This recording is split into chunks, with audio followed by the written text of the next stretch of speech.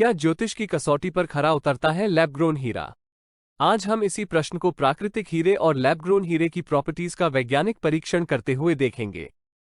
ये प्रश्न इसलिए भी बहुत महत्वपूर्ण है क्योंकि ज्योतिष में हीरा पहनने की स्थिति तो आती है, परंतु इसकी कीमत इतनी ज्यादा है कि ज्यादातर लोग इसे पहन ही नहीं पाते। कुछ लोग इसे पहनते जरूर हैं, परंतु बहुत कम वजन का, क्योंकि जितना बड़ा पहनना चाहिए वो बजट ही नहीं होता। कई लोग इसकी जगह पर इसके इमिटेशन रत्न जैसे कि क्यूबिक जिरकोनिया, जिसे अमेरिकन डायमंड भी कहते हैं, या मोइसिनाइट जैसे रत्न धारण करते हैं, जो कि मूल तत्व में और क्रिस्टल स्ट्रक्चर में हीरे से एकदम अलग होते हैं। इनके जो एलिमेंट्स यानी पदार्थ होते हैं वो भी कार्बन नहीं बल्कि एकदम अलग तत्व होते हैं, जबकि हीरे में सभी एटम कार्बन के ही होते हैं और वह सब एक तय अनुशासन में बंधे रहते हैं। जैसे क्यूबिक जिरकोनिया में जर्कोनियम डाइऑक्साइड ZrO2 होता है, इसी प्रकार मोइसिनाइट सिलिकॉन कार्बाइड होता है। इस कारण से ये दोनों ही रत्न हीरे का प्रभाव नहीं दे सकते, क्योंकि ये तो कार्बन से एकदम अलग ही पदार्थ हैं। ज्योतिष शास्त्र में प्रत्येक रत्न को उसके ग्रह के साथ जोड़ा गया है, जैसे हीरे को शुक्र ग्रह के साथ जोड़ा गया है। सभी रत्न क्रिस्टल के रूप में होते हैं। क्रिस्टल यानी जिसमें मूल पदार्थ के अणुओं का एक ऐसा जमाव होता है जैसे कि परेड में सैनिक खड़े होते हैं। यानी सभी क्रिस्टलों में सभी एटम एक अनुशासित रूप से समान दूरी और समान संरचना को रिपीट करते हुए बनते चले जाते हैं। उदाहरण के लिए कार्बन के एटम जब भीड़ की तरह होते हैं तो कोयला कहलाते हैं, लेकिन जब मिलिट्री परेड की तरह अनुशासन में खड़े हो जाते हैं तो हीरा बन जाते हैं। अनुशासन और परेड की तरह संरचना से वह ताकत संभवतः पैदा होती है जो ज्योतिष में बताई गई है, लेकिन ये परेड उसी पदार्थ की होना चाहिए जिस पदार्थ की आवश्यकता है, तभी वो प्रभाव उत्पन्न होना संभव है जो चाहा गया है। जैसे चींटियों की सेना की ताकत की तुलना घोड़ों की सेना से नहीं हो सकती।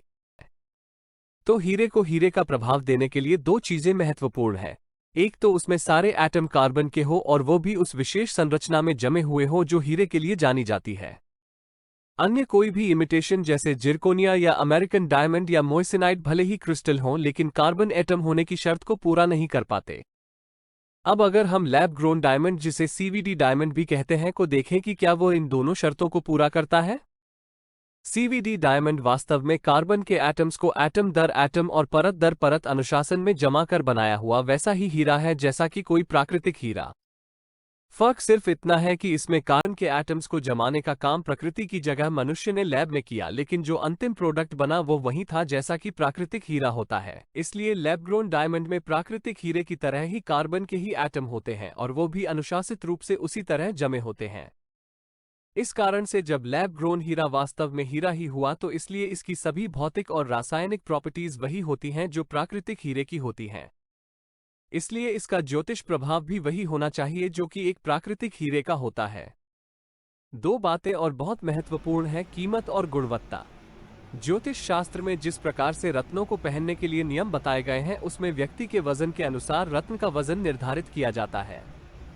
इस हिसाब से अगर हीरे को देखा जाए तो काफी बड़ा हीरा पहनना होगा। इतना बड़ा प्राकृतिक हीरा ना तो साधारणतः उपलब्ध होगा और ना ही उसकी कीमत ऐसी होगी कि उसे कोई खरीद सके। अब लैब ग्रोन हीरे को देखें तो इसकी कीमत धीरे धीरे सभी की पहुंच में हो गई है। 1 कैरेट का हीरा 30,000 से 45,000 के बीच में आ जाता है। 2 कैरेट का हीरा 60,000 से 75,000 के बीच आ जाता है।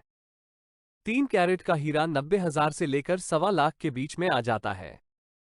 जबकि इसी वजन के प्राकृतिक हीरे की बात करें तो उनकी कीमत 99% लोगों की पहुंच से बाहर है। दूसरी महत्वपूर्ण बात यह है कि लैब ग्रोन हीरे प्रयोगशाला में नियंत्रित अवस्था में बनाए जाते हैं, इसलिए इनमें कोई भी इम्प्योरिटी नहीं आ पाती और यह एकदम साफ बिना किसी दाग या डिफेक्ट के बनाए जा सकते हैं। जबकि प्राकृतिक हीरे धरती के गर्भ में जब बने होंगे तो उनके आसपास की परिस्थिति ऐसी नहीं थी कि उनमें कोई इम्प्योरिटी आए ही नहीं या कोई दाग धब्बे ना आए। ज्योतिष शास्त्र के अनुसार एकदम साफ रत्न और व्यवहारिकता के अनुसार कम कीमत, इन दोनों शर्तों को लैब ग्रोन हीरे पूर्ण करते हैं। और जैसा कि हमने देखा कि इनमें कार्बन के एटम्स ठीक उसी प्रकार जमे होते हैं जैसे कि वास्तविक हीरे में होते हैं, और इनकी क्रिस्टल स्ट्रक्चर भी वैसे ही होती है। इसलिए इन हीरों को भी ज्योतिष प्रभाव के लिए प्राकृतिक हीरे के समान ही पहना जाना संभव है। इस संबंध में आपको अपने ज्योतिष से अवश्य परामर्श करना चाहिए और उनके परामर्श से यदि आपकी पत्रिका के अनुसार आपको हीरा पहनना जरूरी है तो लैब ग्रोन हीरे का अवश्य लाभ उठाएं।